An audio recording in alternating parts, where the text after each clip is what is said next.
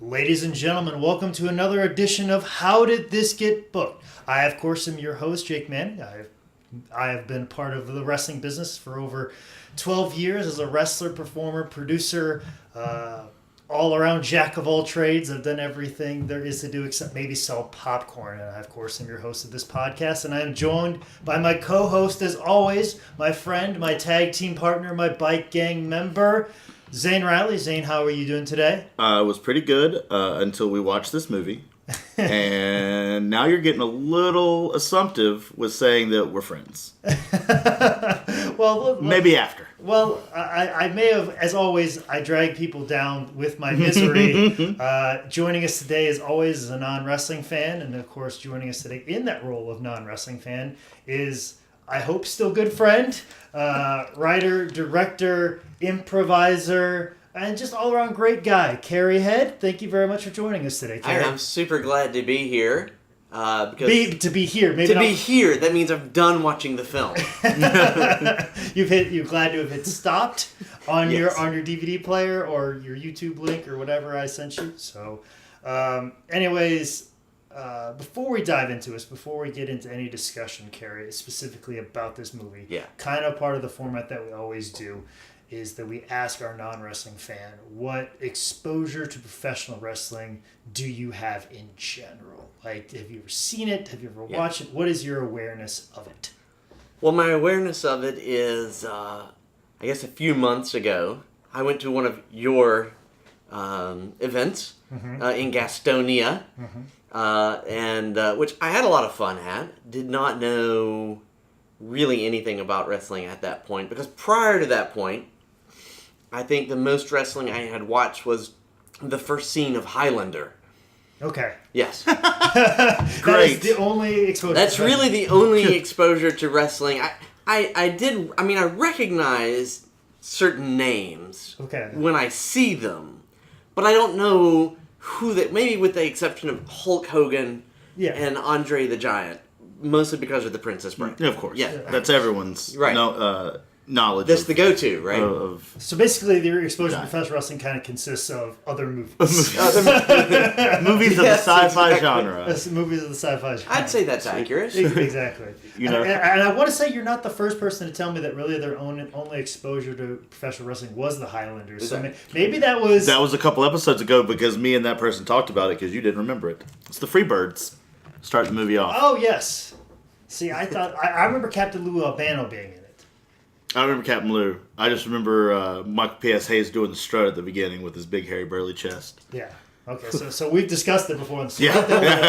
Apparently the Highlander opened up doors for professional wrestling we didn't even know about. But if those doors were open, they've been closed because of this movie. They were sealed fucking shut. Slam. Before we completely eviscerate this movie, I think we must at least tip our cap to the fact that they made a movie. Like, me and Carey will be, working on the 48-hour film festival this weekend. Carey has made short films. He's written and directed stuff. And we all understand how hard that is. There's probably times during the shoot where like, hey, we're losing the lights, or we're getting the lights, or we need to get this done, or we've only got an hour to shoot this when really we need 8. And they just plowed right through. And they did this. And, there'd be a tip of the cap to, Cody Knotts, I believe the director of the guy who wrote everything, and everybody that put this movie together. So there's a little bit of tip of the cap. But with that being said, what the fuck is going on with this movie? I almost got the impression that someone said, yes, you can use the jail to shoot your movie, but you have only a weekend to do it. Yes.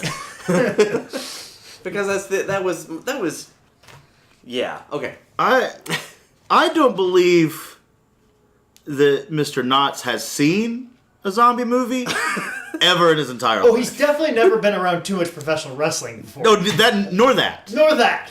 I'm going to take the two things that I know the absolute least about, and then I'm going to make a movie about it. Yeah. That's what I'm going to do. Because they break major zombie rules in my mind. Me and Zane have been big fans of like Walking Dead. Sure. We've got our own little zombie plan that we've got together. Many miles have been spent just talking about our plans during the apocalypse. Everybody Yes. has a zombie plan, Oh, right? yeah. Everybody should. Everybody should. Everybody should. And we have certain rules about how we feel like zombies would be presented, and doesn't resemble anything to do with these zombies whatsoever. Not one bit. And also the pro wrestling aspect of it, like, obviously, like, you're taking two genres and you're smushing them together, and I don't like it. Don't like it at all. I don't like it at all. I don't even like the first line that appears on the screen when I put it in, where it says, "The ring is the only place where you can kill a man and get away with it." That is not true. Not true at all. Who said that? Who? Are you telling me that's not true? That is not true. That was the one takeaway I had from this film. It's still called murder, even in the ring. Yes. As we find out, because that's what this movie is based on. Shane Douglas being a fucking murderer. I know, right? And well, it sounds like everybody's a bad guy in this, really, when we get down to it. Yeah. But yeah, Carey, you're gonna let me just say this. There's a lot of things that happen that you're like, oh, this is what professional wrestling is. This is how Jake lives his life. This is what he does on the week. No, none of that at all. Kidding me? There's literally none of this is No. to be taken in that context. The one part that was probably the most accurate is at the beginning of this movie where they're at a wrestling show, obviously in West Virginia. Yeah. Right. And is the lack of people that were there at that one building. And I loved how they piped in like audio Oh, yeah. to make it sound like there's more people. And obviously nobody was cheering whatsoever. They were just sitting there with their hands crossed. That is probably the most accurate thing about what I do in professional wrestling. We just need footage. Yeah. Sit down. Security guy, sit down. You're good. Like, You'll do. Minimal amount of people in a very large building with a wrestling ring in it. That was accurate.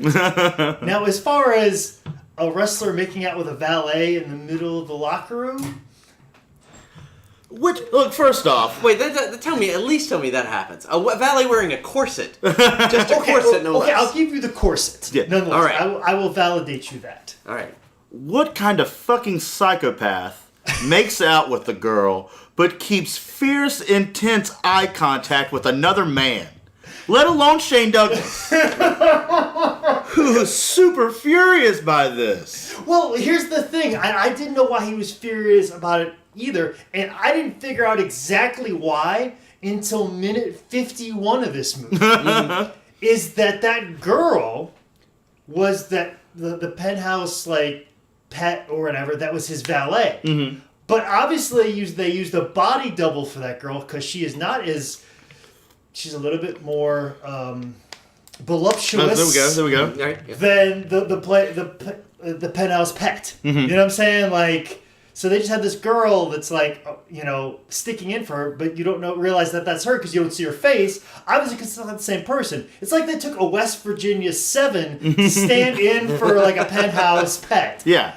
And like, I didn't even realize that was the same person until like they had that discussion at minute call it 51. out. Yeah, and Yeah. they call it out. So like, oh, now I understand why he's so mad. Where before I'm like, dude, why are you so mad? Like, I get that you're disrespecting the... Like, to me, it's like if he was like, oh, it's disrespecting the locker room. Okay, I can get behind that. But no, I guess that's his valet. You know what I'm saying? Did you punch the locker, though, because he was disrespecting the Very locker? badly punched that locker. Oh, yes. Really pulled that punch on that locker. But good for him. Could have broke his hand. Yes. Yeah. But like, that's the thing, too, is like, you don't understand that because they don't look the same. The one you use look nothing alike. Which is a common theme I'm sure we'll get into as we delve into this. This is going to be a very hard discussion for me to moderate. Yeah.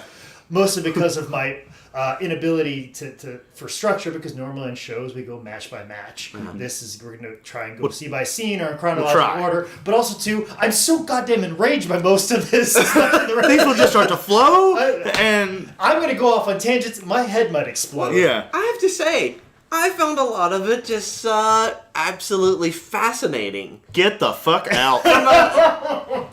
No, Now, why? Why do you find it fascinating? there were just lots of little things, because I don't know any of these people. I mean, I recognized the name Roddy Piper. Yes. But I didn't know who he was until someone said his name on screen. Okay. And by that time, I already had in my mind he's angry, older Greg Kinnear. And so...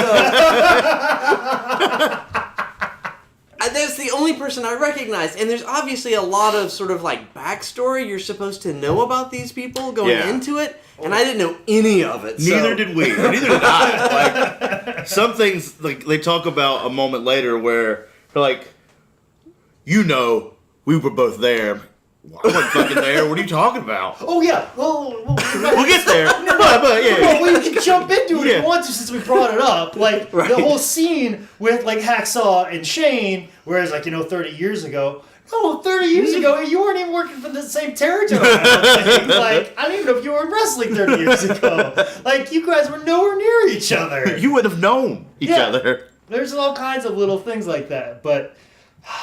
Well, have you seen other trauma films? Yes. Okay, well, so that should have explained something when I saw that. That helps give this a whole lot of context. Well, see, that was the high point for me in this. I saw trauma and was like, well, I mean, I already know it's not going to be good, but at least I know it's like going to be like good, bad, and then no. The only other redeeming quality is that SoCal Val is in there for a minute. Is the ring announcer at the very beginning, the lady in the heels. The girl that they just like randomly just get leg shots of. Yeah. Sure, no, it's fine. Well, there's a ring announcer, let's get a low angle shot of her, vagina region. You know what I'm saying? Like, there's some butt, get that butt, get that butt. Get that butt in there, even though she's using her mouth right now to talk. Yeah. But anyways, before moving any further, we talk about the Tombstone Piledriver that kills a man. You sound giddy. Go ahead. No, I don't have anything to say. I just don't know anything about it. Is that likely to happen? I mean, yeah, it could, but you're not gonna become a zombie out of it. But you could. But like, here's the thing. Like, obviously, there's a show in West Virginia, and they bring in a doctor. Which that sounds like completely impossible. There's a doctor with 100 miles in West Virginia. There's no commission here. You don't have a doctor. Much less 5 paramedics. But that's the thing. But you have a doctor in a lab coat, just sitting in the audience. Like, I could see if you have like some guys wearing a sweater and he gets out some stethoscope. I can see that happening. But a doctor in a lab coat? Yes. She was prepping for surgery backstage already. Like, this is like the recreational part of the hospital where the doctors play basketball, I guess, All those scenes from Scrubs where they're playing basketball in the side parking lot. Not to get too far ahead, but since we're talking about the medical community in this film. Okay. The first zombie was the nurse, right? Yes. And all the crap that happened to her, and her freaking stockings were perfection at the end of this doggone film. But no one... Perfection. Never buttoned her top, though.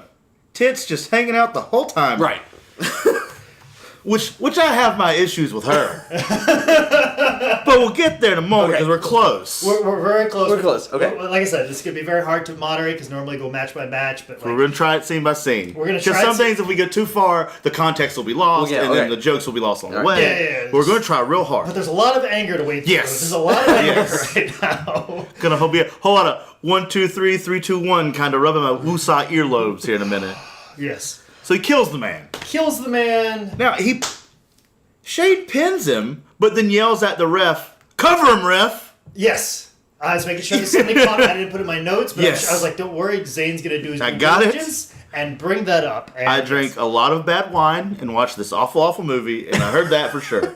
Yes, and I like how to convey to the audience that this guy was dead. They go, "Oh my God, Billy's dead!" Just some random woman's voice. Mid-transition between two different scenes that were not too leaked to one another. They're just like, "Oh, what are we gonna do?" Just say it. Here, blackout. Say it. All right, back in. Go. Back into a very creepy scene with promoter. Before we move off of that, can I ask you a real quick question? Please. This is a wrestling question. Okay, shit. Shoot. All right. So later on in the film, I don't have to get too far. No, it's fine. Later on in the film, somebody, I don't remember who it was, said it wasn't Shane's fault that Billy didn't tuck his head. Is that a thing? Is that Hacksaw? Yes. Yeah, I mean, you would tuck your chin to kind of. If you're straight and active, then you tuck your chin. You have that much bit of a gap between your head and the. So yeah, I mean, it's kind of a thing. So that's like a real. So there's like I don't really accuracy. know. Like a pile driver though. But there's kind of a sense of anatomy when you do a tombstone pile driver. The idea is to get that person's butt right underneath your chin and their chin basically in your crotchal region because of just pure anatomy. you could fall to your knees, and as long as somebody doesn't have a head that's basically the size of your thighs, you know what I'm saying, you're fine. Yeah. Like if you have somebody that's got really short thighs, you like might be worried. Like a midget. or you have somebody who has a Cro-Magnon head. Yes. Right. Okay. Just a mere Cone specifics is just you just tuck right underneath your chin underneath somebody's nutsack. Give it the medical term. And then if the you're nutsack. giving it to the move, you want their butt like underneath your chin, Yeah. so therefore physically there's no possible way that your head would hit the mat. Okay. Fair enough. And that's why a lot of times taller guys do it, so they have much longer space between their crotch region and their thighs, so it's less likely that their Crotch gonna hurt. region. So that's Crotchal. so basically it's pure physics and anatomy. Yeah. It's basically how that move works. Okay. You're a little bit at the mercy of the guy that does it. That's fine. So we can mark a tally in favor of the film for a little bit of Bit of wrestling. knowledge.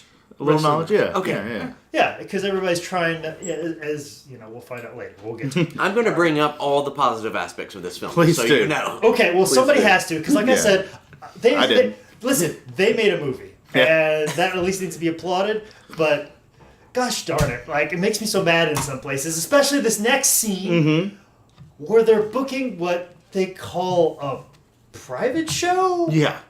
Which, A murder. They're booking a murder. they're booking a murder. We find that out later. But basically, it's not called a private show. We call it a paid show, is usually the terminology we use because the money's up front. It's already paid for. And that's basically what this guy is doing. And he throws this money down. Yeah. A couple $100 or whatever and stuff like that. And the only two names that he wants is Shane Douglas and... the penthouse pet. Which I like that she gets full gimmick name. Oh, yes. And he just gets called Shane. Yes. So Shane, and then the Playmate Pet or whatever. Whatever her bullshit name is. was. That's all I know is Penthouse, whatever. I think she was in Extreme Rising as well. Yeah. The actual real... Extreme Rising is an actual promotion. Okay. That I wrestled for.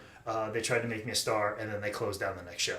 So it just goes to show their brain trust. Okay. So, anyways, so he just wants those two names, and this is the money. And then all of a sudden, like, Cody Knotts, the promoter's like, you know what? Who else I'm gonna book? Roddy Piper, Matt Hardy, Hacksaw. Let me explain to you something, Carey. Okay. With these paid shows, Yeah. if somebody gives you money and like these are the only two names that you're gonna do, on no planet ever will a promoter ever say, you know what, I'm gonna book more names with this money and lose all of my profits. Right. If anything, That's just business sense. it's just business sense. Okay. Because like the money he threw down doesn't even cover Kurt Angle. I'm Yeah. just letting you know. Kurt Angle has turned down, laughed at a fraction of money that was thrown out on that table. So, like, at tops, there was $2,500 thrown down in that little stack that he gave him. Kurt Angle doesn't lace his boots for anything less than $25,000. Oh, nice. So, to let you know where this guy's bullshitting at. And, like, so he gives him this list of names, and the very last one is just a random dude's name. And the guy who is paying for all this goes, oh, the porn star? The only person he knew in this list of names of wrestling legends in a wrestling movie is the porn star. The only guy he knew. Well, he is a classy individual. He did have a Jaguar Hoodor on top of his cane. So that gives you an idea of what type of classy individual we're dealing with at this moment in time. But yeah, and also too, they just like look at this envelope of pictures. Mm-hmm. Isn't it like, I know this movie was made in 2013, but there is the internet in this universe, right? Like Yeah. we did see, like computers do exist. We can agree, right? It's actually more work to go to the CVS and print the 5x7s and put them in an envelope. Yeah. And talk about 8x10s that were not of the era in which they were at the time. Like, this was a Shane Douglas from like 15 years ago's picture. Oh yeah. Yeah, this was Back not... when Hacksaw did him a favor. Yeah. You know what I'm saying? Like, Yeah, at the same time, he took the picture, that's the favor. yeah, Hacksaw. We figured it out. One heck of a good photographer. Sure was. Sure was. He could pick out 2x4s and take pictures. But anyways, we now go to our favorite lady of the night, the hospital worker, and the random hospital bed just sitting. See, I was Outside. more upset about this. Okay. Because first off, she sees a gurney. with no one around and assumes there's probably a dead body here. What kind of hospital does she work at where dead bodies are just left about? And then, when she finds out there isn't, she just leaves the fucking gurney. Like, well, somebody else will get that. And that's not like something that would be on an ambulance. Like, that's a big hospital bed. Hospital That's probably bed. $5,000 worth of equipment. With, like, monitors hooked up to it. That's just getting wet outside right now. In the rain. And it's snowy. Yeah. It's snowing then, but there's snow everywhere. Yeah. But it goes off and on to whether we're in snow and not in snow. Am I the only one that saw that? Yeah, no, that happens a lot. Okay. There's a lot of continuity. A lot of continuity we have. By the way, since we're on the scene with the evil guy, he has a sidekick who only shows up a couple of times. But I just love the fact that he has a name patch that says Tez Jaguar. Did you notice that? I did not. His name is Tez Jaguar. Is that the guy with the super high-pitched voice that's like... No, this is the prison guard guy. He's the bus driver. Okay. He's the bus driver. The one that had the really great monologue about how they had to survive in here to get all this money. Yes. Had this very medieval monologue. There's that second outside where he's hiding in the Arby's parking lot across the street. I'm just jacking off of these bushes, brother. That's the thing, like, he's hiding in the bushes, but it's wintertime, so there's no leaves. I want to feel like they did location scouting like in July, and then they filmed in December, and they're like, oh, well, you know. We got this camera for 20 more minutes. Just go. So, they'll never see you, Pez. So anyways, the ritualistic sacrifice of the nurse kisses are real creepy. Duct tape over her mouth. Yeah, you know. Then like opens up her top to expose her breasts. Because you need that. Yeah, for the rest of the movie. Yep. Good. Didn't realize the over-sexualization of women was going to be a recurring theme for this next 90 minutes. Softcore rape, real weird. Boobies out, rest of the movie. Mm-hmm. Pretty much. Oh. Then, of course, this Vision who looks a lot like Tez Jaguar for whatever reason. Which probably explains why he has the Jaguar hood ornaments. Yeah. Okay. Yeah, there's a connection. There's a little bit of connection, there's a little bit of thought there, but I do have a bit of, fan theory. Okay. If you may not understand it, Zane may get it, or listeners might get it, so if you're a little bit lost, I'll explain here in a little bit. Is saying that they're going to do this to get vengeance against Shane Douglas and his brother Billy. And a little bit of fan theory, what if Billy is like, his real last name is Billy Carluzzo, and it's all a big conspiracy. They don't like Shane Douglas when he threw down the NWA title. the famous ECW where he won the NWA World title, then shit on the belt and shit on Dennis Carluzzo. Maybe this is his son, and we're working on a wrestling angle to do a movie. I wish that anyone, just a part of this movie, was smart enough to make that a thing. But I will 97% say that did not fucking happen. I like to believe that Billy's real name was Billy Carluzzo. There we go. Okay? I like it. I'll leave it that way. Who is the man in the mirror? That's who we thought was Tez Jaguar, right? Yeah, so I don't... He must be the devil, Oh, yeah. Okay. I suppose, assumably, because he is the one that's making this deal happen. He's the one that's making zombies come. And like zombies is like supernatural, like, you know what I'm saying? Like as like a cult type thing. Yeah, like a spirit, that smoke that came out and did it. Which, quick question, a couple second rewind.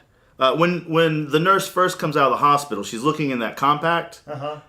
The glass breaks, right? Like, cracks. there's a crack and then smoke comes out. Uh-huh. Now, they show away from her as that happens. She's still looking like over her shoulder through it, but it's all cracked and smoking.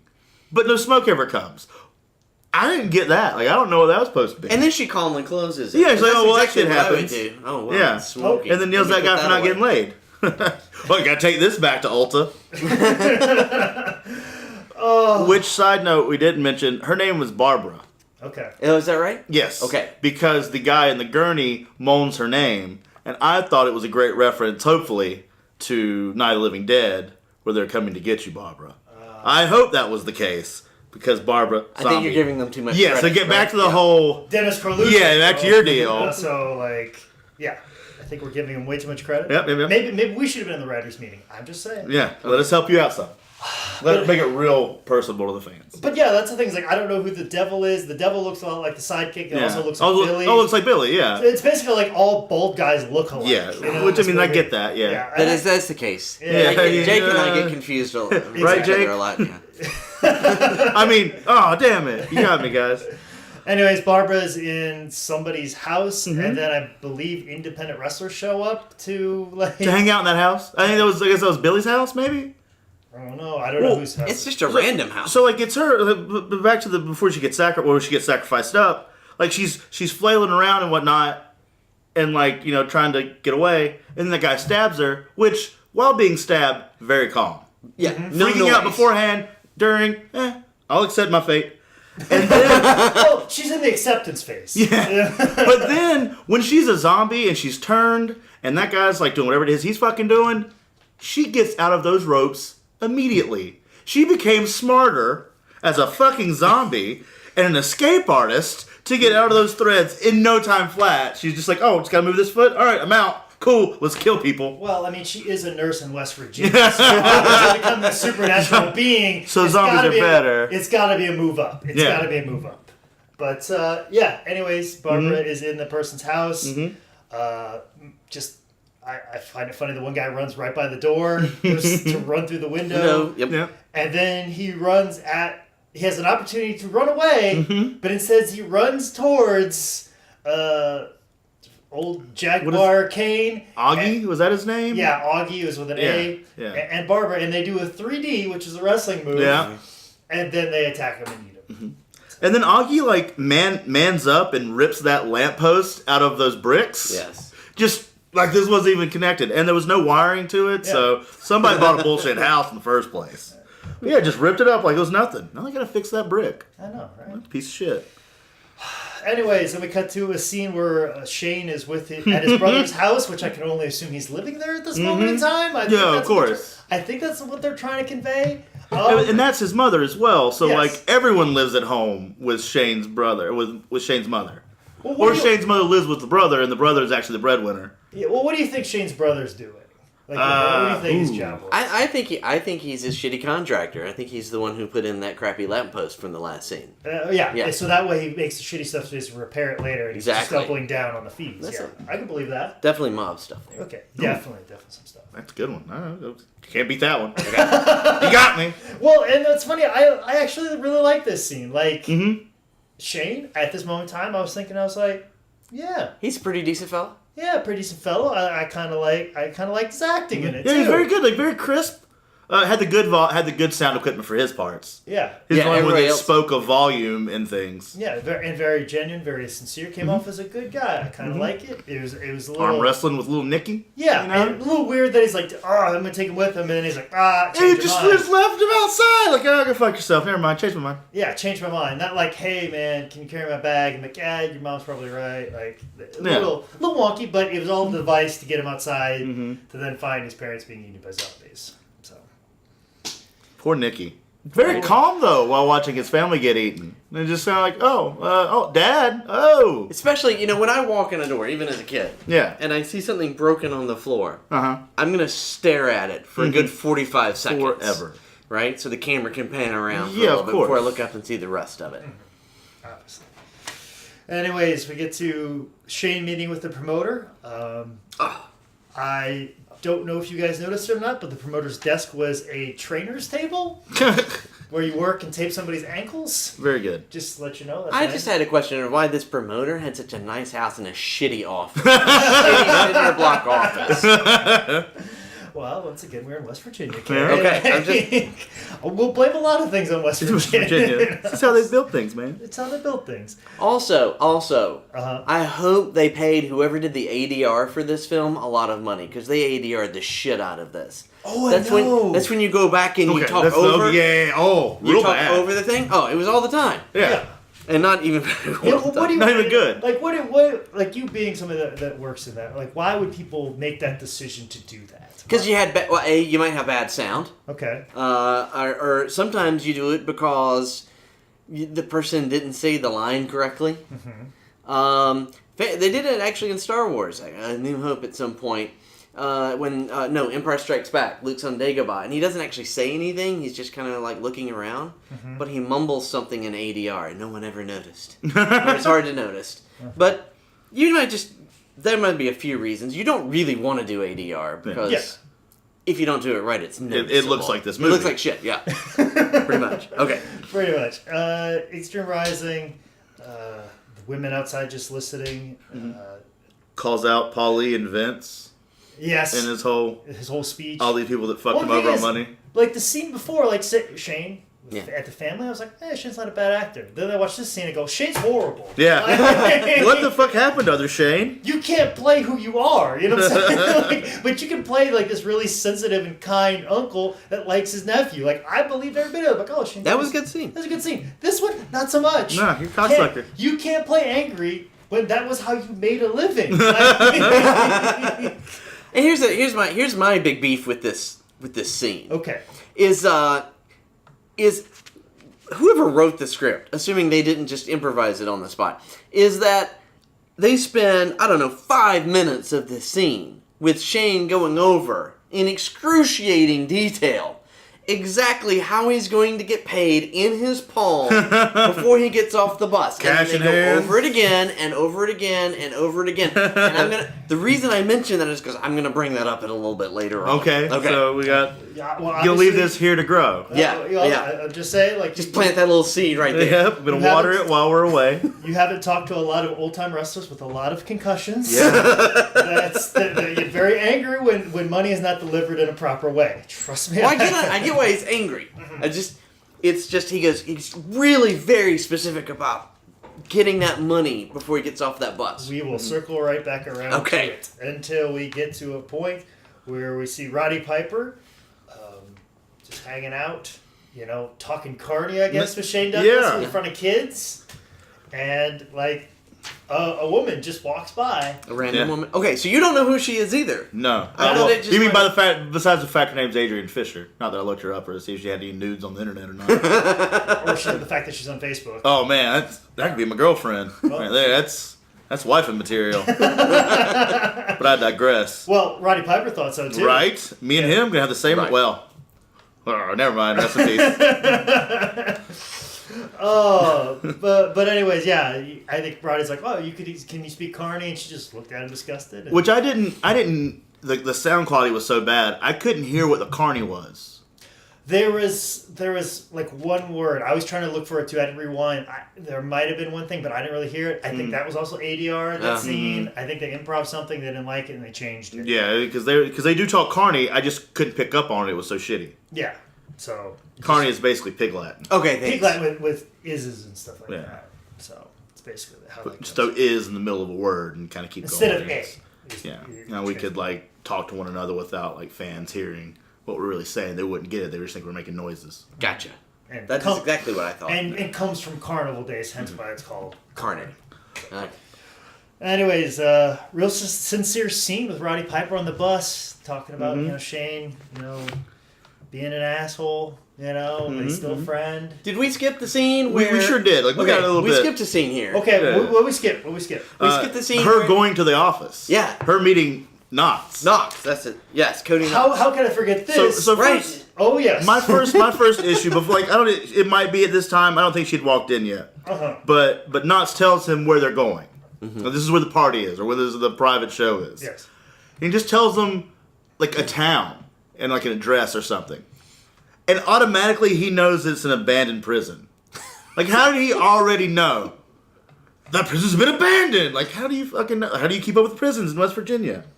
But then old girl comes in. Doesn't everyone? Yeah, I guess. Okay. I guess I'm doing it wrong. I don't wrestle there a lot. I think it's my problem. And then she comes in, and is it sexual harassment if you haven't employed them yet? Because he is all over her. Yeah. But she doesn't really object by it either. No, not at all. She kind of pushes it forward a little bit too, by the way. She leans She makes into a lot of innuendos too. Now, that might not hold up in a court of law. No. She's like, in and out. Every day we have to do this marketing plan. Yeah. Marketing plan has never sounded so sexy. Yeah. Yeah. Never had a boner talking about a marketing plan. And nor has it ever ended where you take like a dollar bill and fold it up and deposit it between her bosoms. In her cleave. As if it was a piggy bank. Yeah. Never has that happened before. Yeah. And then they go off to some back room, and we don't know what happens back there. But it was very suggestive, and my favorite part about this was that his little sidekick, who I named High Pitch Sam Elliott. Yes. Yes. Okay. Good call. Just follows. Yeah. He's just like, sweet, I'll go watch. And nobody objects. No. Cool. Let's do this. Yeah. Yeah. We watching? Yeah, we're watching. We're watching. It's fine. Yeah. Like, I don't know who this woman is, but she's apparently leaning into all kinds of sexual harassment. And now we come to Heart of Gold, Rowdy Piper. Rowdy Piper, who's probably maybe has the most acting experience than anyone Definitely in this does. movie. Like, Definitely does. Been in a lot of films. Mm-hmm. But yeah. And then we cut to like just the wrestlers just being sexual deviants on this bus. Pieces of shit. Matt Hardy. Which Which one was he? He was he's the guy that ends up having sex under that sheet later. Okay, yeah. That's but Matt. see, since we're going to talk about that, he's kissing and loving on a different girl. A not Rebby Sky. Not Rebby Sky, when we've already made the distinction that Matt Hardy has a girlfriend and her name is Rebby Sky. Yes. Whom Now, is the girl that he's fucking later. Yeah, which immediately, as soon as they get to the prison, that's the first thing they do is they start making passionate love, which... Yeah. Was she on the bus? Yeah, where was she? But just... he's kissing a different girl, which then kind of freaks me out. Now knowing what I know about the first scene and using body doubles, did they take a West Virginia 6 and try to pretend that this is former Playboy model Rebby Sky? This is obviously a trend that they're doing. Actually, they were being very deliberate. This is actually also Invasion of the Body Snatchers happening at the same time. Holy shit, we just blew the lid off this movie. And made more sense of it than I thought. And Matt looks so uncomfortable. Yeah, because he knows he's going to get the shit beat out of him later if this goes down. For real though, if Rebby sees this, I'm in trouble. Okay, Yeah. Please. This is really. Can I not do this scene? Yeah. Can I kiss Piper? No. Cool. Piper's in though. I'm just saying. Yeah, I'm fine with whatever. Yeah, I got a heart of gold. He's an asshole sometimes. Yo, man. And then that's another thing too. These people would never ride a bus to a show. Ever. And what an empty ass bus. I know, right? That is just an extremely large bus, especially for all the people that actually end up at the jail that are with the wrestlers. Especially the wrestlers that are in gear at the prison already. Yeah, did they come in a different bus? Did they also have a creepy monologue-driven bus driver? Or did they have a tryout show earlier, and then turn all them into So there was a seminar that you had to come to, and the best person the at the band seminar was there already too, apparently. But not too far ahead. Not too we're there. I mean, we can. But they have to go to the pizza place. The pizza place. What's the point of the pizza place scene? Yeah, what is the point of that? Yeah, it's just like a Greyhound bus. Here's your stop. We're gonna stop here for an hour, get some food. So you only get paid $2,500 for everybody to do this show. You have to take a crappy bus to get there, and you're going to eat at a crappy pizzeria. Yeah, real shitty pizza place, best pizza in West Virginia, probably. Yeah. But it's okay. It's not going to be as bad as the speech that the bus driver gives. When Oh my gosh. That's Tez Jaguar again. Yeah, it's Tez. Let's call him by his name. Yeah, okay, Tez Jaguar. Respect him, because sir. he's got a fucking name badge on. He worked hard. He is. He had to go to Tez the Jaguar. I think this is the worst pre-show speech I've ever heard before, Yeah. and I hate every one of them. Yeah, I'm not pumped anymore. Yeah. I think he was trying to do a Shatner impression is the only thing I can think of. Because he stopped after every introductory phrase in every sentence he said. Which is very Shakespearean at some point. And also, for the record, too, no wrestler in this universe or the next would ever turn his phone over before a wrestling show. Ever. Because it is like being locked literally in prison sometimes. And that is your only piece of entertainment that keeps you safe. Not only that, but to this random bus driver who just gave a creepy-ass speech parked in front of this creepy-ass penitentiary. And just opened up a pillowcase and everybody's like, yep, I'll just put it in real fast. Alright, cool. Like... Except Roddy Piper. Yeah. Yeah. Who, if he had a phone, wouldn't give it to you anyway. Yeah. Right. But he doesn't. He did, obviously, like, I thought that would be something that would play back into it later. Like oh, now I can call the cops because I've got a phone. No, he really just did not have a phone. He was being completely earnest. Yeah. Yeah. Like, hey man, I don't have one. Sorry. Straight talker. I don't believe in cell phone contracts. No, I write mail. Like snail mail. Here you go. Wrote a letter to you. Anyways, they get in. Ring set up. 8 hours later, because it's like full on midday when the guy gives a speech. And then the next scene is nighttime. Yeah. At the penitentiary, by the way. The band is there setting up and gets eaten immediately. It sounds way better eaten by zombies than they did as a band. Oh yeah. But like, what was the point of that scene if they were just going to kill the band? Like, why even set up? I have to say, but wait, before we get into the actual jail, because my seed has now sprouted. Okay, here we are. After the 5-minute setups of Shane talking about how he's going to get cash in hand, we didn't fucking see Shane get his cash in hand there was before he no got money. off the bus. There was no money ever, you're After right. all that, I wanted to see the freaking payoff of him getting money before he got off that damn bus. And we didn't even get to see that. Did not get a penny. That was the thing that pissed me off. And look, it's half a page of all caps. I'm being pissed off that we didn't get to see that. I wanted money. There was none. That's all. Okay, we can go back to He the... detailed it so in depthly. He did! You really need to see it because it went down exactly the way he said.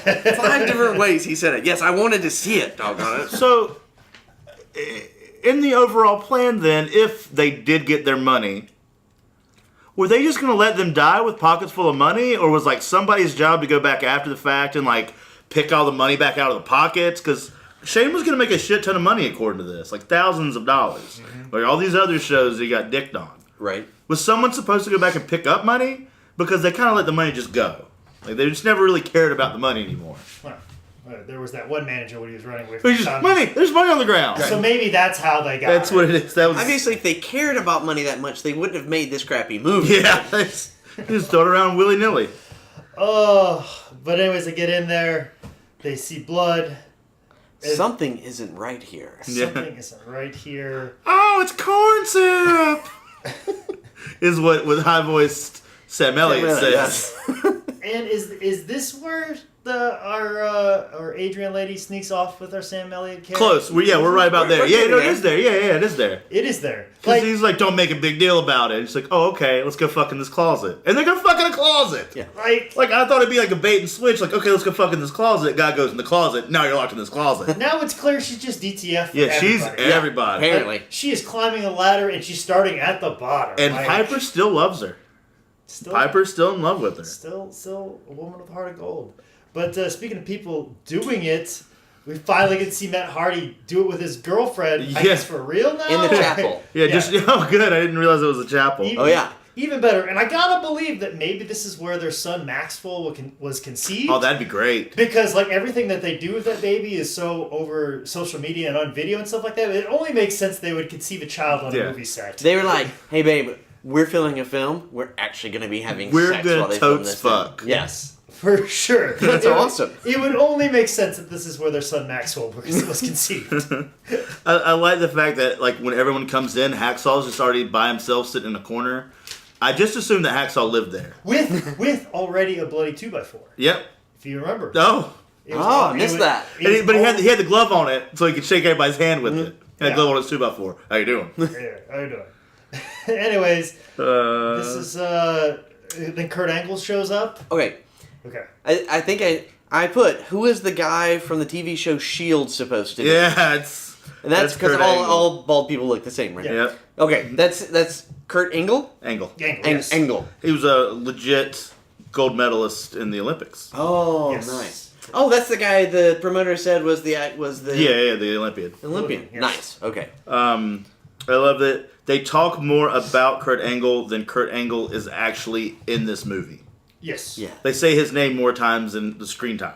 For sure. And everyone just starts bumping and feeding for him to like kill them. Yeah, like his fight scene was like those like El Santo Blue Demon movies that they made in Mexico, like El Santo versus Frankenstein, or like El Santo versus the vampire. It was very like, we had our Laurel and Hardy, Gavin Costello meets Frankenstein. Mexico had the luchador version of that. That's basically what they did. And a lot of the fight scenes were them doing like lucha rolls on the ground in the grass and doing arm drags and stuff like that. So, and that's basically what this is. Like, he's giving people his finishing maneuver, giving them the ankle lock and breaking their ankle off. Which is great. Which apparently... That was awesome. Pittsburgh people know how to kill the undead. Mm-hmm. So... there was something else I wanted to bring up here. Oh, so this movie goes from, like, all introductory work, and then shit just hits the fan immediately. Like, there's not no any build bit up. of, like there's no amount of time in which they're in the prison to what time the zombies attack. It's like, oh, we're here. This door closes. Holy shit, it's a zombie. Well, and keep in mind, running time where we're sitting at right now is probably around the half an hour mark. Yeah. We still have an entire hour of just like nonsensical zombies fighting, batshit crazy fighting in a prison. So like. Oh, and it just goes crazy. And there's a ton of zombies at this point, too. Not just a few. No, they're everywhere. Like, just different hordes that you've never seen before or have any understanding as to where'd they get this many zombies? Because we've only seen, like, 4 or 5 people become zombies. Right. Where are they getting all these others? Are these all prisoners at this penitentiary? No, because it was abandoned. Shut down. Yeah. Yeah. So, but some of them are the independent wrestlers from the beginning of the show in the montage. Like the guy with the mohawk was the guy that wrestled Facade at the beginning. Yes. So a lot of those guys were there, but then just random like indie workers appear as zombies with no understanding as to how they became such. Unless it happened during the seminar, there has to be a deleted scene where the seminar people ate one another. That's my only logical explanation why they're already wrestlers in gear running around this abandoned prison. They had a tryout show or a seminar earlier in the day, and they all got turned into zombies. So that's the only thing that makes sense to me. Of course. And who is the guy in the gold underwear? I think that's the porn star. Is that the point? I believe he's the porn star. Is it? He was super excited about the zombies. So happy. Why are they so excited about zombies attacking? And because he was the guy that like picked the one over his head and like ripped it in half, and he goes, "Oh, like the video games, fatality." Oh yeah, and he was also going reboot. And then they also said when he died, there was some sort of line like, "Oh, she said end game." End game was the end game. I feel like there was a lot of character development we could have done with him. And then he's the one that made the reference. Oh, it's like Zombie Apocalypse 2000, except it's 2014. Yeah, 14 years behind, bud. Yeah, it's okay. We'd see Zombie Kurt Angle wrestle. Apparently, he's the only one that knows how to get into the ring. Yeah, like none of the zombies. But later on, Flippy Zombie with the mohawk is able to climb cell bars. Yeah, later on, and climb his way around. All kinds of zombie rules are broken. Yeah. Zombies don't climb, and this is about. Well, we got a little bit to get there, and I'll make the point then because the point stays forever when it comes to zombies. So I'll talk about that in a second. Okay. But this leads like all the excited getting attacked guys to huddle up and like outside of the ring though, right? Yeah. Like, how did they get from the ring to outside of the ring? Some of them I don't know. I know Facade ran and jumped, but then everyone else was there, and they just huddle up while all these zombies are coming at them. Like who huddles? Who huddles in a zombie apocalypse? They ran through them. Yeah, that's right. They pushed run through them again. Yeah, right. Like. If that's all it took to get through zombies, why didn't they just do that the whole film? Just do the wedge the whole film. Flying V, everybody. Well, it's like the riot of '88, okay? Or '81. 81. The riot of everybody remembers that. You know, it happened in '88, right? Yeah, exactly.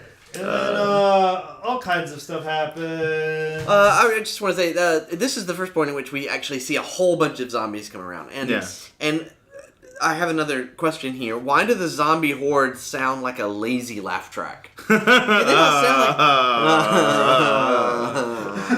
like... That's all the critics watching the movie. They put that in an ADR. Oh. I guess so, but it happens the whole film. Yeah. And it was so disconcerting to me. It just pissed me off. What are some other things that were troubling to you? Maybe about the plot or the special effects? Oh, forget the plot. I mean, it's just a little What's the plot? I've got other little things in here when we get to it. This is where we see the first of many drop toe holds of death that come from old ring rat girl. Oh, is this where it happens? Yeah, she starts like drop toe hold is like that little like leg trip thing she always drops and does. She does it a couple times at the end, but this is the first time she does it to Shane. Oh, when she all of a sudden now, after fucking her way to the top, she's now a strong female character. Yeah, where she's a worker and a badass all of a sudden. Like, right.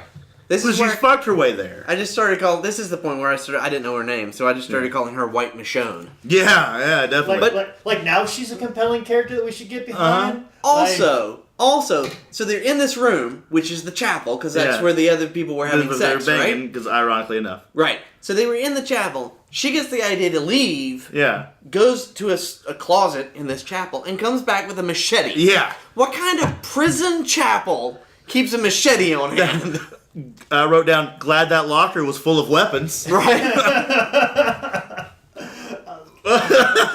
A machete. Yeah. Machete, crowbar.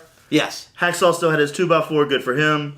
But this is where they have the moment with Matt Hardy climbing, like trying to get away, where Matt Hardy goes on his own for a moment. This is where I wrote, zombies don't run, guys. Yes. Zombies do not run. Unless it's World War Z. World War Z. They did do that. They were consistent at least. And then if they don't run, they don't fucking climb. No. Or we have this guy who's just, oh, well, I can climb now. I'm a good zombie. Here we go. Yeah. And then, killed me.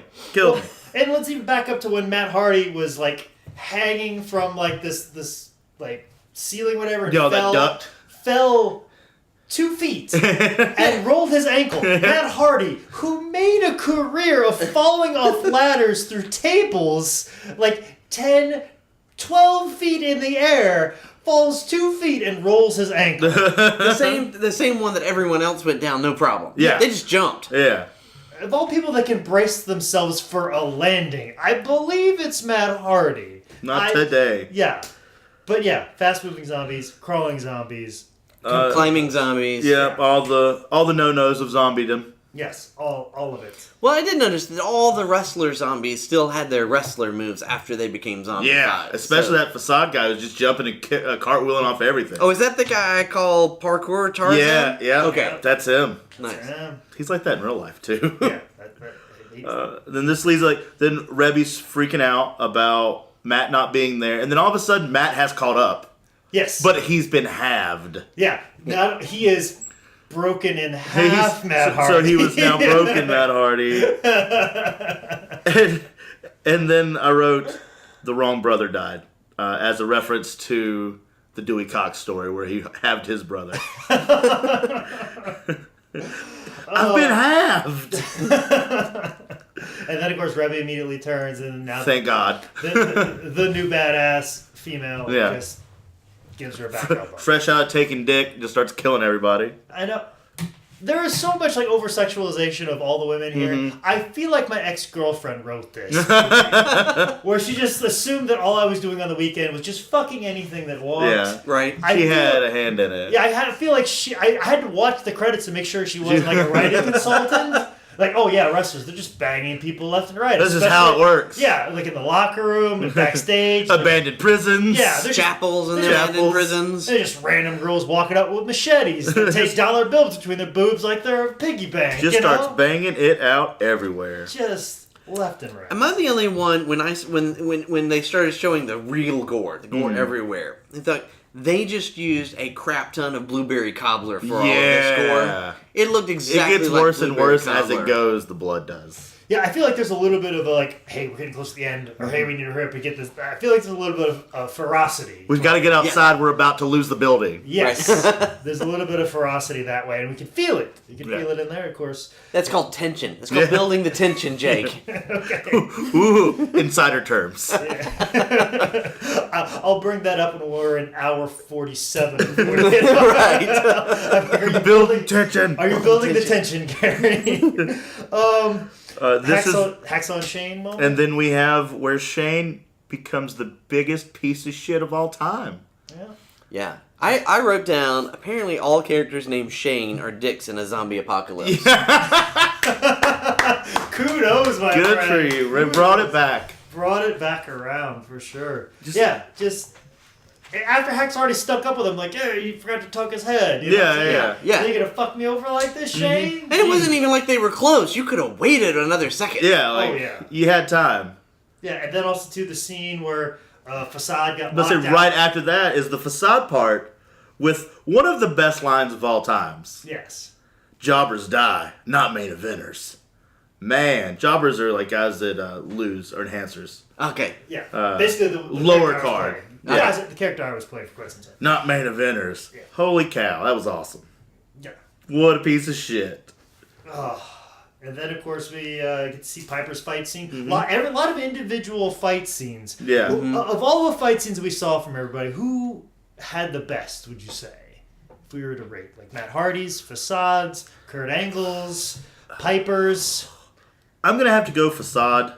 That's Just Parker because- Tarzan? yes. That was my answer, Just too. because I feel this whole movie's really the low-key based around him getting all the shit in. Because even as a zombie, he's doing all these like parkour backflips and shit. Here, he's doing all of his deals. Like, he's getting in more spots than anybody else in the card. So I'm going to say him just for sheer amount of screen time. Absolutely. I think they were the most fun moves out of all of them. Like, if I was going to kill a zombie, I would love to be able to do it with this backflip, running up the wall. Running up the wall, just have him push you to the wall, flip him. Yeah. Well, that's the only way to kill a zombie, Exactly. Like, you can't do it any other way. I'm a little partial to Matt Hardy hitting people with ladders because I want to believe that those extras like definitely were like, this is a movie. I'm gonna take this as hard as possible. Or that he rips that chain off of the cell and wraps around his fist and does that fist cool. drop. Yeah, That was cool. I can applaud that. Who was the guy who had the cafeteria tray for the longest time, and that was the only thing he had? Was that Piper? Or no? No, I think he died because he went up the stairs. That was Hardy. He went up the stairs with like a cork board. I'm like, why is he carrying the cork board? That was Hardy, and then he like held it and kicked it. Yeah, that was a cool scene. Yeah, I liked that. Yeah, I like that one. Though Piper's was awesome because we got the best wrestling reference of all time of him picking the coconut up out of the sink and killing a zombie with that coconut. Go ahead. I was just gonna say. No, I was going to let you explain it to him. I don't know what this is. Yes. The Roddy Piper. Yes. Notoriously known for hitting Superfly Jimmy Snuka. I don't know if that's the name that pops into your head. Hitting Superfly Jimmy Snuka over the head with a coconut. Okay. It was a very legendary angle. It was during a Piper's Pit, which is the interview segment, and he hit him over the head because Snuka was like an islander. I think he's from the island of Fiji, and like he was like, I get it. Coconut. And then hit him over the head with it, and he waylaid him with it. He hurt him Yes. really badly. Like, in real life, hurt him. Yes. Oh, wow. Okay. Because Piper pulled no punches, especially during that era where he's trying to get over it. So, more power to him. Anyways, Piper stumbles onto now zombie turned hacksaw Jim Duggan and has to put him out of his misery. Well, there's still the best, like, where he's fighting the guy that's obviously Dennis Rodman's cousin. Whatever Rodman, his last name was also Rodman, the black guy with the bleached hair. Yeah. I think it's Thomas Rodman. Yes. He throws him in the freezer, which there is no power in this prison, so how's he going to freeze? Not the point. Closes it, and then sticks that pencil down the hole to hold it shut. And I wrote, the world's strongest pencil. But then he makes the comment, also another really good wrestling reference of, never held the pencil before.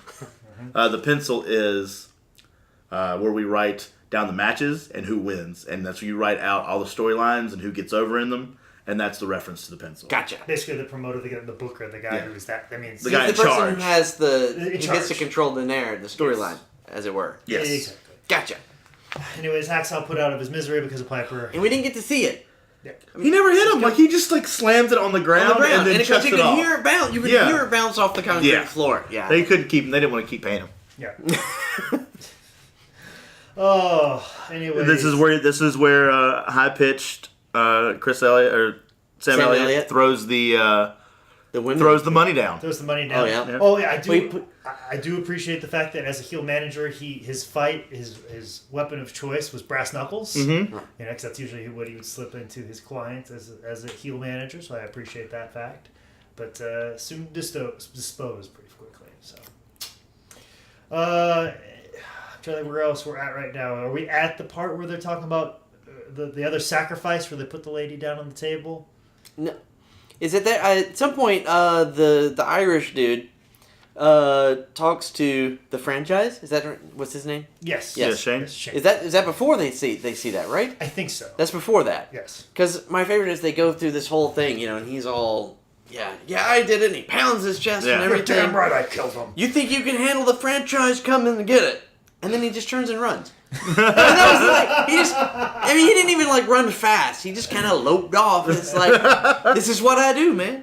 You can handle the franchise in a foot race. I'm out. This is like a mall walking foot race, too. This wasn't even like a sprint. It's just like, great. Okay. Because in his mind, zombies don't run, and Well- he's not ready for this. Well, there's a lot of like cherry cobbler all over the floor. Yeah, right that's now, true. So you don't want to. and he's wearing his good Tasley boots, so he can't really. Yeah, you don't want to mess those up. And also, too, that's very slick on a surface like that. It's Yeah. not a lot of grip. So yeah, that's what you do. And I think this is where we get to the part where they put the table down for the sacrifice, which gotta say, if we were to believe that Kurt Angle can still wrestle as a zombie, shouldn't we also believe that if there are a bunch of indie wrestlers that are zombies, that if a table is put down, the tablecloth, that shouldn't they be out at that table putting their t-shirts out? Yes. Like, if we are to believe that they are operating on some primal level, that they would just audibly Because you default could setting? argue that at the time that has passed and the time that remains, we're at intermission, Yes. where we're transitioning from inside to out. Yes. Yeah. So this would be a great time to set up merch and sell. Yeah, that's what I was thinking. Is like, shouldn't all the indie like zombie wrestlers that are the tryout show should be putting their wares down on this table? Like, it should not have enough time to put a sacrifice. There's down. no time for sacrifices. I got to make my money, Bubba. Yeah. So yeah, the sacrifice happens of this one lady. And who came out of nowhere? Did we see Yeah, her no, before this? she's just a person. They She's grab. just a random person. Yeah. Okay. Yeah, I haven't seen her Before. before ever. Okay. Also, no, never mind. I'm not gonna say that. She had like 5 chins. I don't know. And then you have to think she was pretty unhappy with the way the camera Yeah, caught her. of on course. this. It's like, could you at least please Can help me we out take in a minute? post? Can we take a minute? No. Yeah. No? Okay. Makeup. Nothing. Nothing. No consideration for angles or lighting. Right. Oh, anyways, like, doesn't Piper make a big dramatic thing like, come on and bring it? Or, Yeah. you know, stooges off where they are as opposed to sneaking away. And suddenly, Badass Woman is feeling a lot less badass Yeah. when he does that, too. Yeah. I mean, she's already got the cut in her skirt, you know, and they start running. Go on. Keep Go talking. on. Keep And she talking. runs away. Oh, yeah. It's just sensible if you're going to be, fighting zombies with yeah. wrestling moves. You right? got to have a lot of like hip movement. You know, you got to be able to get a Yeah. good base and a spread. Yeah. I'm not sure what her shoe game was at the time. I can't remember. I don't know if I she don't was in remember heels or seeing her not. shoes. Maybe she was barefoot this time. Because she was being smart, so maybe she did go barefoot. Maybe she's like, fuck it, barefoot time. Yeah. I can only hope so. Maybe she had flats with her. I don't Maybe. know. I don't know. We don't know. Anyways, they're outside. They're running through this field, fighting zombies in an open field. And then they get to the that city overlook. Yeah. What fucking city in West Virginia looks like that? It's They ran all the way to Pittsburgh. They did. they said they filmed this in Parkersburg, West Virginia. So I debatable. Who knows? So I don't know. Debatable if that's. I just think it was awesome that they actually took a whole scene while they're trying to get away, and Piper sees the American flag, and do you see that? Let's go. Because if there's one place you want to have a final showdown with zombies, it's under an American That's fucking right. flag, right? Especially a guy who was raised in Canada, who's actually Scottish. Yep. Nothing brings Nothing up says America like a melting pot. Yeah, All right. all Look. right. And of course, I've got in my notes like hard cut with mixed with zombies, like where he unleashes the zombies. Yeah, at just them. again more zombies we've never seen and have no idea how they've been created. Oh, Right. speaking Just start out of the fucking woodworks. Speaking of more zombies, Civil War zombies. Civil War zombies coming up out of the ground. You know, look, it happened under that American flag. They fought there, okay? They fought for it. That's why the flag was there. Yeah, it's a Civil War memorial. monument. Oh, yeah, monument, yeah. Yeah. Okay. I'm at this moment in time. There's a little bit of a nod to one of my favorite zombie movies. Uh-huh. I don't know if it's directly or indirectly, which is Return of the Night of the Living Dead. Okay. Which is very, very much what I think with best case scenario of what this movie could have been. There are a lot of like zombie things in there. Zombies are kind of fast moving in that movie as well. But there's a situation of like, why do zombies eat brains? And they just say, oh, well, I just eat brains because it calms down the pain that I have. That's what the justification of why the zombies ate brains. And you get to see people turn and change. So, you know, that's why I liked it with Rebbe. Is like, I've got to eat your brains because I just have to. You know what I'm saying? Like, I just like that justification of it. And it was always over the top ridiculous. And I think the movie ends with just a nuclear bomb going off. You know, very, very ridiculous movie. And at one point in time, there was a sense, and basically the zombies were created because of this mixture that got poured over a cemetery, and zombies came up out of the ground. So, like, I did appreciate that on a small level, that there was a bit of a nod, but I purely think it was accidental on all levels. Right. I don't believe anything on here was deliberate. I'm still holding out hope that it was Billy Carluzzo. I'm still hoping. Still got dreams. But we talked about a possible nod to Barbara from Night of the Living Dead. So maybe there's a few other nods that we're missing out on. So so at this point, the three people left are Piper, White Michonne, and Shane Douglas. Shane Douglas. Yes. Okay. And the guy, the Irish Augie, thank you. Just says, I need more power. And from nowhere comes the mirror dude. He's like, yeah, sure, okay. You need more power? Okay, yeah, whatever. That's fine. Give it to me. No problem. So we didn't really talk about this. So Billy is Augie's brother. Augie, Scottish or Irish? Irish? I thought he sounded Irish. I don't know. Whatever Carluzzo is. Regardless because that definitely sounds Scottish or Irish. Right? Regardless, his brother didn't have a fucking accent. Billy was just some West Virginia hick. How are they brothers? Tell me that. Riddle me this, Jake Manning. How are they brothers? I don't know how the Carluzzo family is set up, my friend. Italian. But speaking of families, Shane Douglas's family makes an appearance. Oh, yes. And we get to that uncomfortable moment in time, which we all knew it was coming, especially by the first line where a wrestler has to kill a kid. Put a kid out of its misery. Because that's always comfortable to see. I was upset that little Nicky didn't take Shane out. Yeah. It should have been... If anybody... He should have gotten the kill. Yeah. Especially compared to the punk-ass way he dies. But, yeah, killed kid. Shittiest uncle of all time. Killed his brother. Yep. Luckily, Piper stepped in, killed his mom for him. He was super happy to kill his sister-in-law. Yeah. Super happy. I really hope in all of this, and I forgot to check in the credits, if that was really his mom playing that part. That would have been perfect. Awesome. I do know that the guy who played his brother, I believe, is Cody Michaels, who's a good friend of his, who he's promoted Extreme Rising with. Okay. So I don't know if that was necessarily his mom. Man, that'd be cool. That might have been... Yeah, I don't know quite the dynamic of how that worked, but it wouldn't surprise me if it might have been Cody's mom or something like that. So I did look that up for sure, because I was like, who's his brother? Oh, you actually did research for this thing. I just read the credits. Yeah. I just let he didn't cut it off as soon as we did. Yeah, that's all. But yeah. Then comes my favorite part of the entire movie. What's that? When White Michonne and Barbara the titty out nurse have their fight. Yes. Well, their cat fight. It's not a real fight. But just these two girls going at it. It was really the culmination of a lifetime. And just for about 3 or 4 minutes, everything was good in the world. It was a pretty decent fight. And at some point, the other woman... Oh, this is totally off of arousal. And, no, I don't know about the content. They're just two hot bitches going at it, in my opinion. Figure I'd just take that step there and tell you. But yeah. And then the bitch gets bitten. Yeah. Yes. And then she just...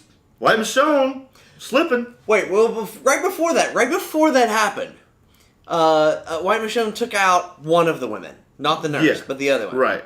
No, that wasn't Playmate. That was the other girl that was with the Playmate girl. The one that was sacrificed. The one that was sacrificed. And as soon as she did, somehow Piper can see that the devil mirror man who's vaping constantly is like hurt by it. Yeah. I don't know why, but he is. Yeah. Or how Piper sees it. Right, but he's like, oh, it's hurting him. Yeah. Yeah. So that's when she kills the nurse one. Yes, and then that does it more.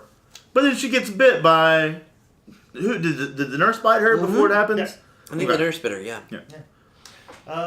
Well, now the question is, when Piper realized that, was he wearing a blue shirt or a white shirt? Because during this time, it alternates. And during one of the fight scenes, there'd be one shot of him wearing a blue shirt punching, and then a reaction of the person taking the punch, and then back to him, and he's wearing a white shirt. Good. Really? The continuity at this moment in time with Piper's shirt, I wanted to rewind back through the entire movie to see if there was like a third or a fourth different color to his shirt, but it was definitely flip-flopping between blue and white during this whole time outside. I completely missed that. Oh, Maybe they just had black light on one side.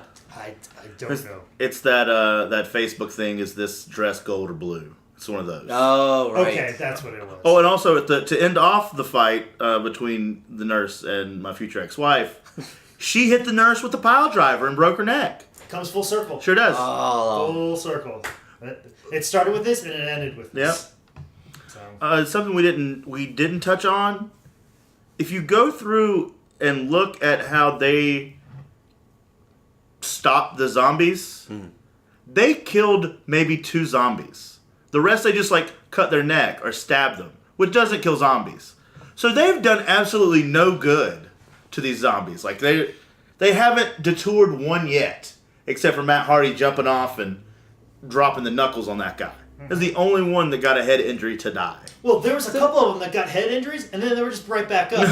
Because they didn't have other extras to play those people to take the stunts. Some of them got thrown into a refrigerator door. And then they would just appear up again. Yeah. If we're to believe that a head wound kills them and dies them off, they're just back in the next scene because they don't have that many stunt people to rotate in and out, I guess. Did you watch the end credits? They had a crap ton of zombie extras. They had a crap ton of Wonder how many of those guys we've put over in our times, Jake. One of them, my friend, is Jesse the Jackhammer from $5 Wrestling. Really? Yes. Nice. He's in the credits, and he's one of the primary ones as well. So, yeah, she gets bit, doesn't turn into a zombie. Yeah, that. The very next scene is of them winning, I guess. Yeah. Right. And then then Piper hands her his jacket like they went steady in high school, and she's fine.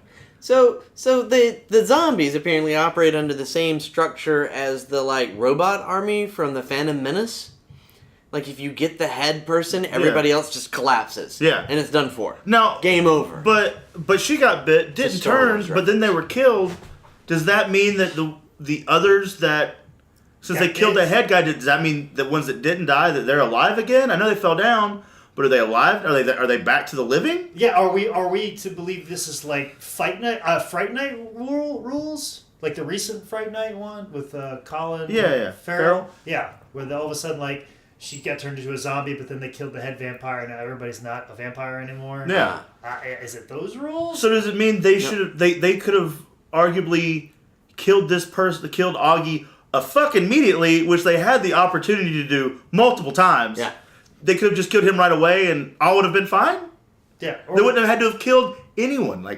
Hacksaw would have been alive and Facade would have been alive. And also, if the people who were zombies came back to life, some of them had been partially dismembered. Yeah. So that would have been that would have been the worst thing would ever. they come back and then been in extreme pain and died of trauma from that? Being I'm alive again.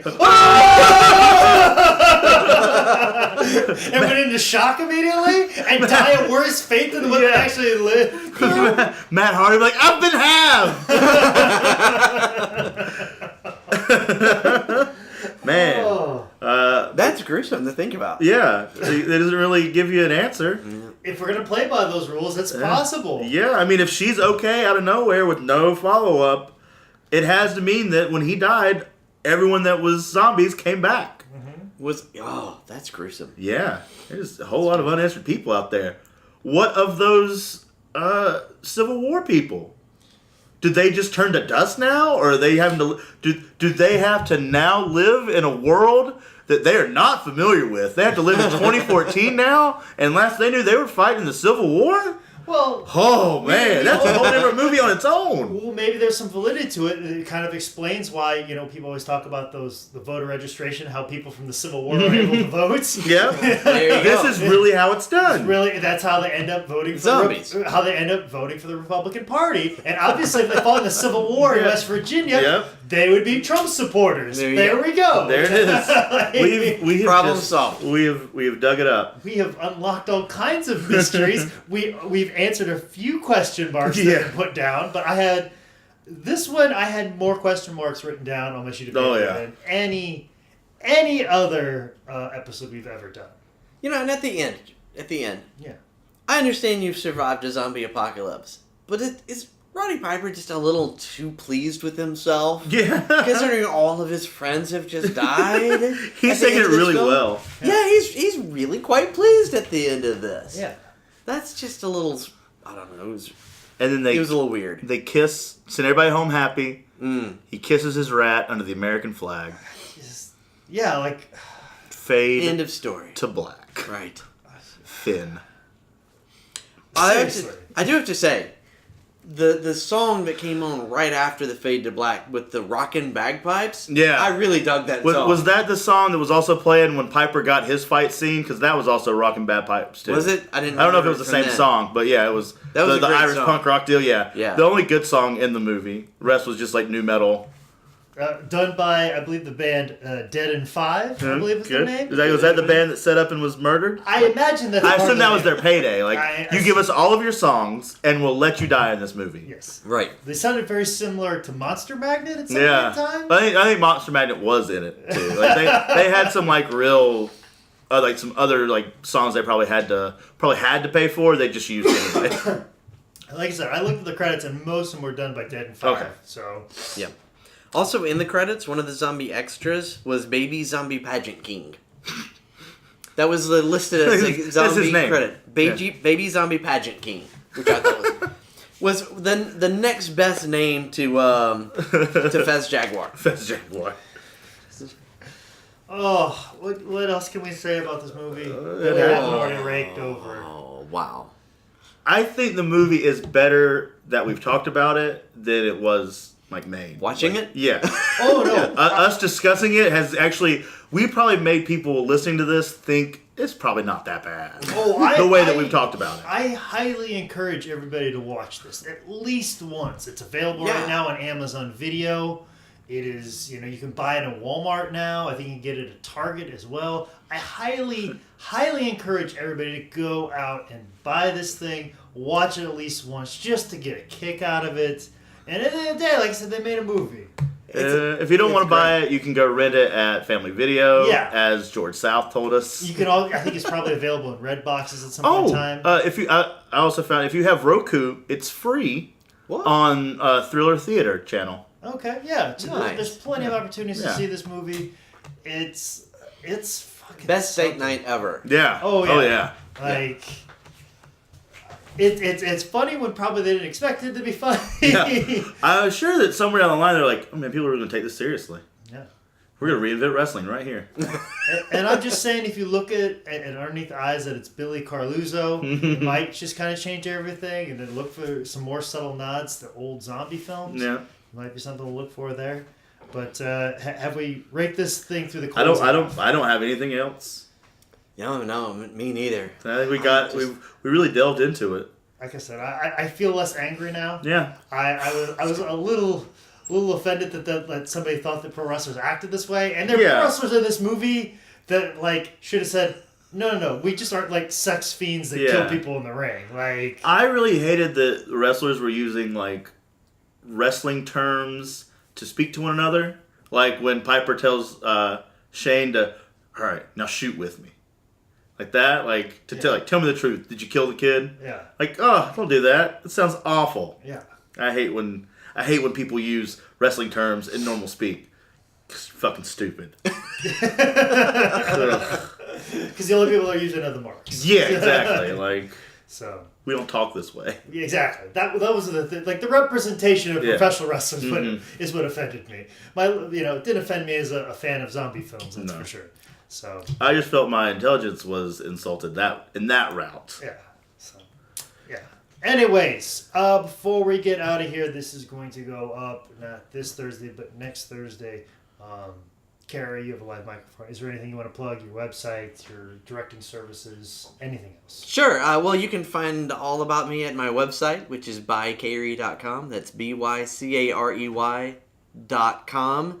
We're going to be making a film this weekend, Jake and I, and some other folks. By the time this comes out, we will be done. Yes. And getting ready for the premieres, and so hopefully it'll do well. And so if you want to see the film that we make, it should be up on a link to it from my website in about a week after this comes out. Yeah. So check it out then. So if the people who make Wrestlers vs. Zombies want to do a podcast and trash our please.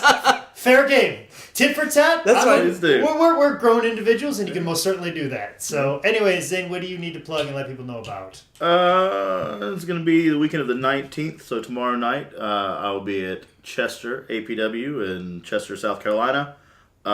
Aiken, South Carolina, Saturday night for WrestleForce. And the 21st in... Charlotte. In Charlotte, North Carolina. Charlotte, North Carolina, for PWX Wrestling. Yes, that's right. I will be emceeing for Bonkers the 19th and 20th, so this Friday and Saturday. It'll be tomorrow and Saturday. And, of course, I'll be with Zane at PWX. And then the next week I'll be with Northeast Wrestling for 4 days. Gross. Why? Just quit. I've got shows to do in New York, Massachusetts, and Connecticut. So it's going to be one big loop. But anyways, as always about the podcast, if we missed anything, if there's any corrections, if there's anything we need to go over, if you saw something, or if you've got a fan theory of your own, please make sure you tweet me at ManScoutManning or email me at jake@sslshow.com. Make sure you check out the website, howdidthisgetbooked.com. Make sure you subscribe on iTunes and Google Play. Make sure you subscribe on YouTube at youtube.com/ManScoutManning and follow on SoundCloud, soundcloud.com/ManScoutManning. This has been another edition of How Did This Get Booked?